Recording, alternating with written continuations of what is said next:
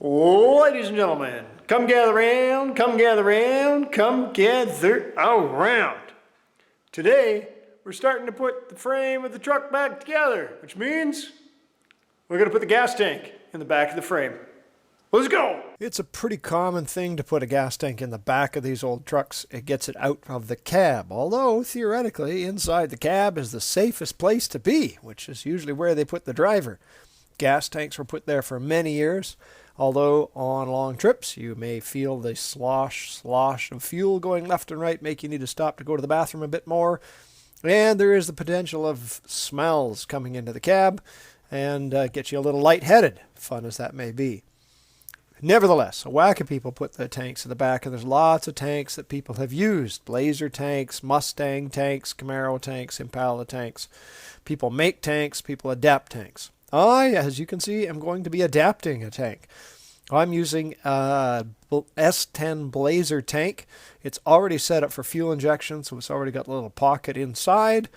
And my big philosophy with building my vehicles is to use OEM type components as much as possible.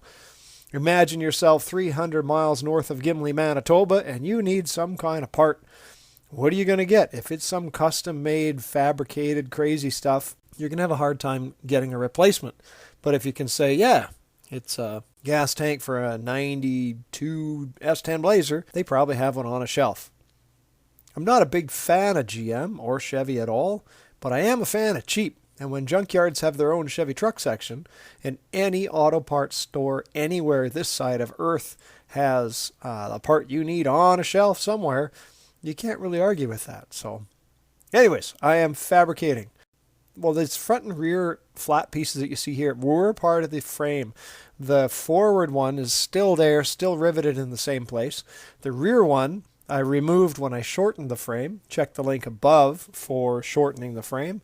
And then I merely moved the thing forward enough to fit a trailer hitch, which I fabricated. Check the video up above to make your own trailer hitch. And then I ordered also the gas tank straps for the S10 Blazer. And I was going to use the cab's tank straps to hold the top of it down, but instead I used a piece of, I think, 1 1/4 inch rectangular tubing, which you saw me slice up moments ago. If you didn't, rewind, be kind, and take a look. Here, I am putting down some weather stripping adhesive from Permatex.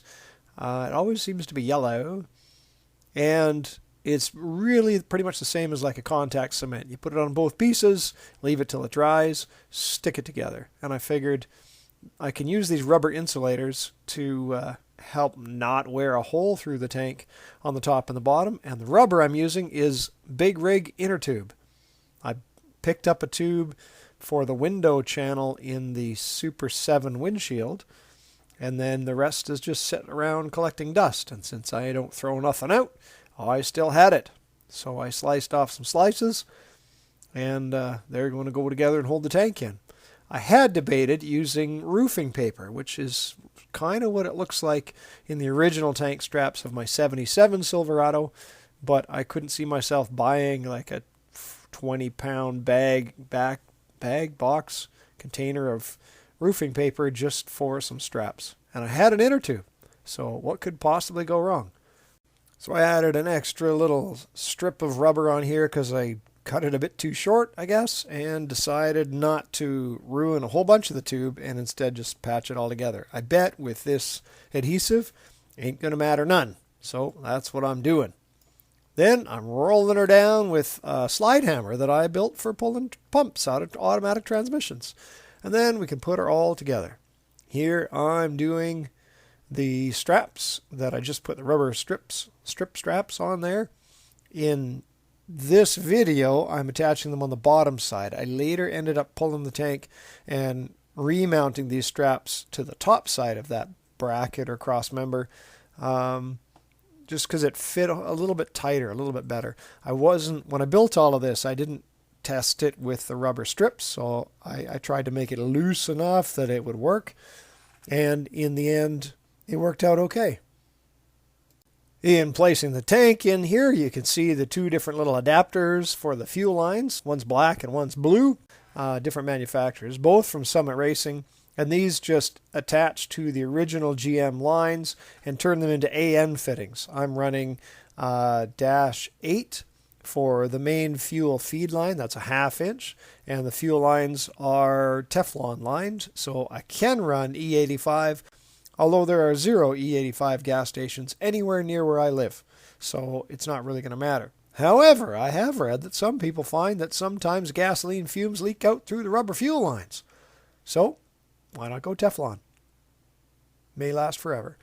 You may have seen me earlier in the video filing the holes where these straps go, and that was to make them square, because I don't have any square drills, and I needed to have a carriage bolt come up from the underside to hold it all together. So that's what I did here.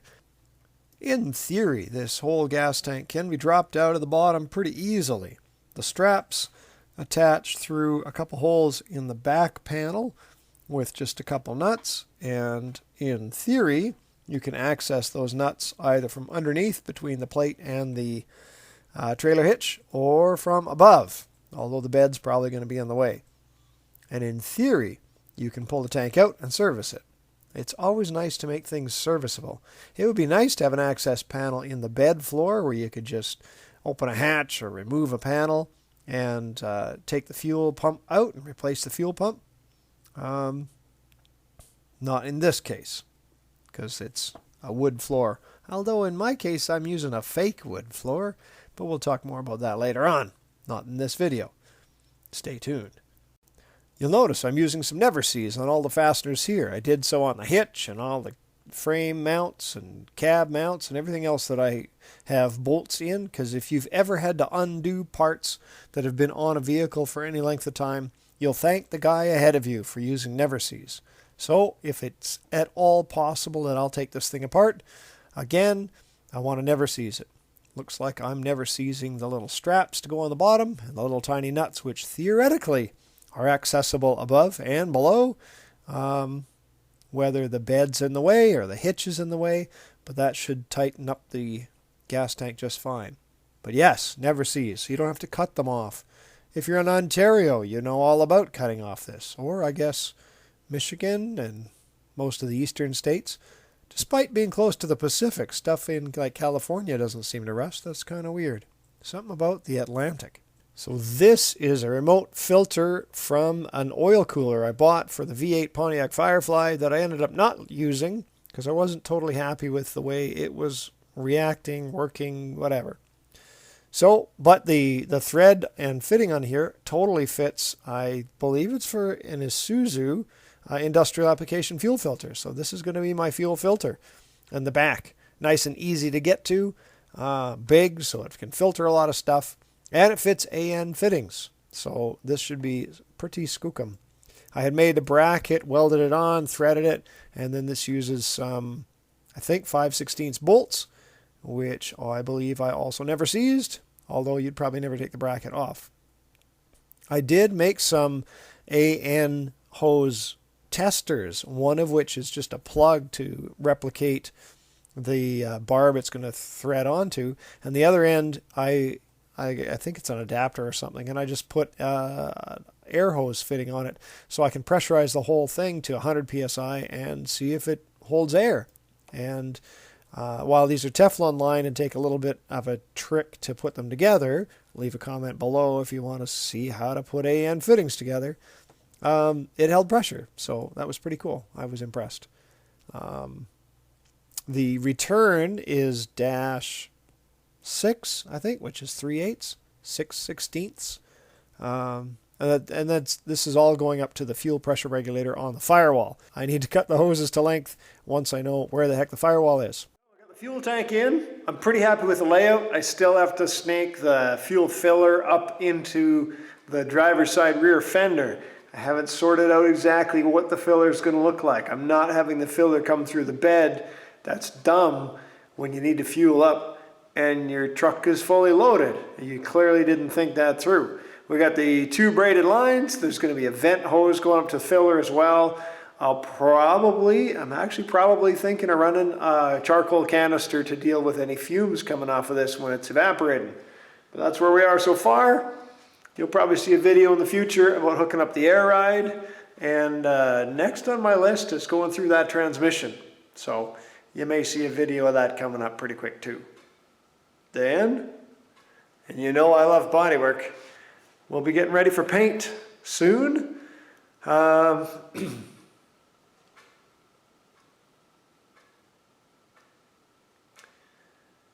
You know I love doing bodywork.